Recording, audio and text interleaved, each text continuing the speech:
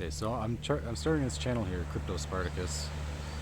I've chosen this name really because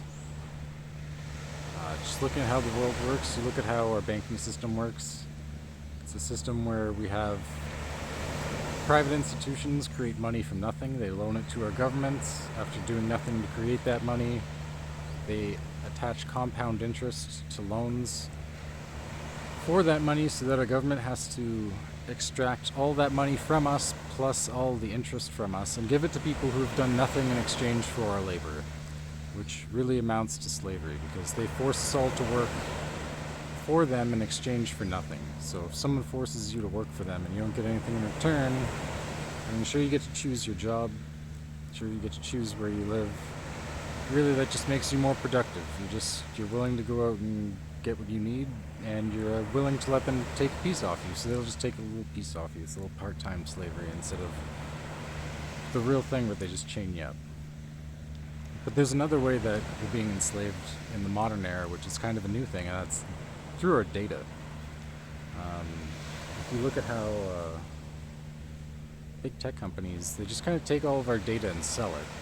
And they kind of trick us into consenting to it. I mean, they have the terms and agreements that you don't read and you click on, and you agree and you give away all that power, and we don't really realize it. But the other thing with the world we live in now is that a lot of the control that's maintained over us is controlled through data. I mean, you just look at what's happened through crypto, all the deception that's happened in the market.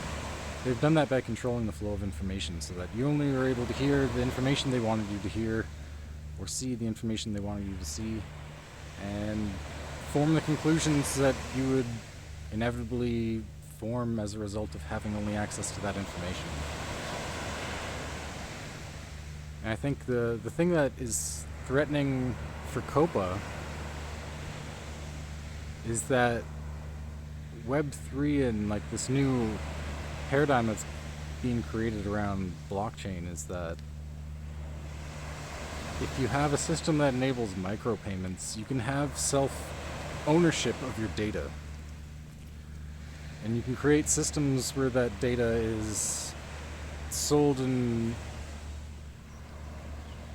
essentially owned by the individual creating that data rather than centralized systems like Facebook, where Facebook takes all of the data from your activity on their centralized system and then sells it to third parties.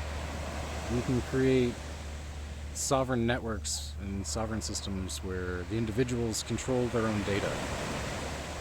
And that's really what's threatening to COPA. These big Silicon Valley tech companies, they don't want that paradigm to change where they can own all your data and then sell it to third parties.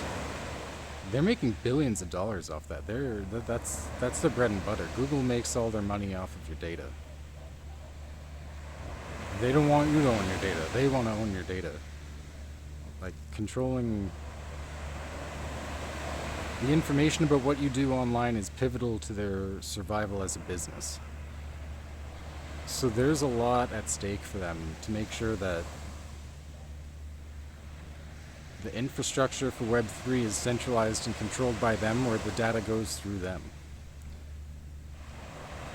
But the interests of ordinary people are contrary to that. We have to get ahead of this, and we have to start realizing that if we want to have a free humanity, we have to make sure that the model that we use to build Web3 on is designed for the user and not for people who want to centralize power and money into their own hands. I know kind of BSV is being sold as this way of freeing people from that, and in a large way it will. It will enable these microtransactions to happen so that people could have self-ownership of their data, and I think that could be the big selling point into the surveillance system, where like everyone would be so excited to have ownership of their data that they can it'll almost be like a UBI without being a UBI, where you're getting this money for just what you're interacting with and what you're doing. You can kind of be paid for just doing the things that you do online now. I think the selling aspect of that, where it's like it'll essentially have the appeal of UBI to people who are on the both left and right of the political divide, I don't like to play those games, but I mean, society gets sucked into that, and I think it'll be appealing to, it'll have mass appeal that both sides of the political divide would agree on it. It would have that much mass appeal that there'd be no conflict. Everyone will just be like, yeah, this is good, we should go forward with this. And because the engineering isn't there to do mass surveillance on that number of transactions yet, it'll be hard to naysay it. I mean, it'll be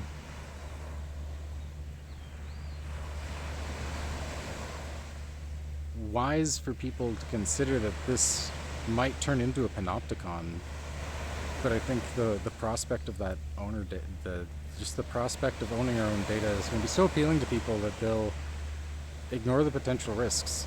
And I mean, that's not necessarily a bad idea. It's probably a better way forward than what we're doing now. It's just there's a lot of things that we have to consider and a lot of risks that aren't probably going to be considered properly. So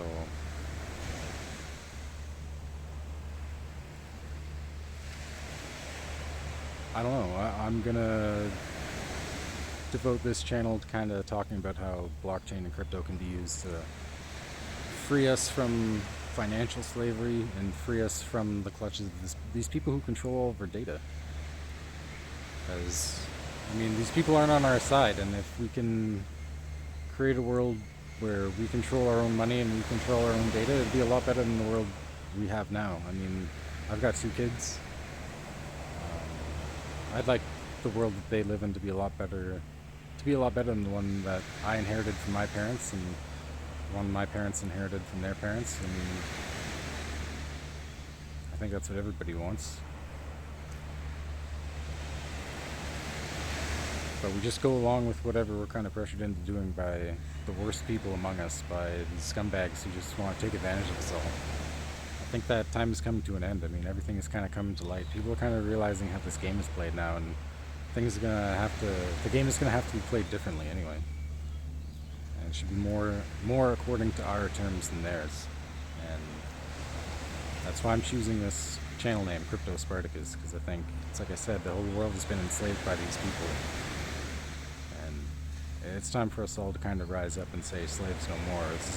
This isn't gonna be the way forward for our children and for us anymore. We're going to do something about this. It's not going to be that way. I don't know. If that resonates with you, I hope it does, then give me a like, give me a follow.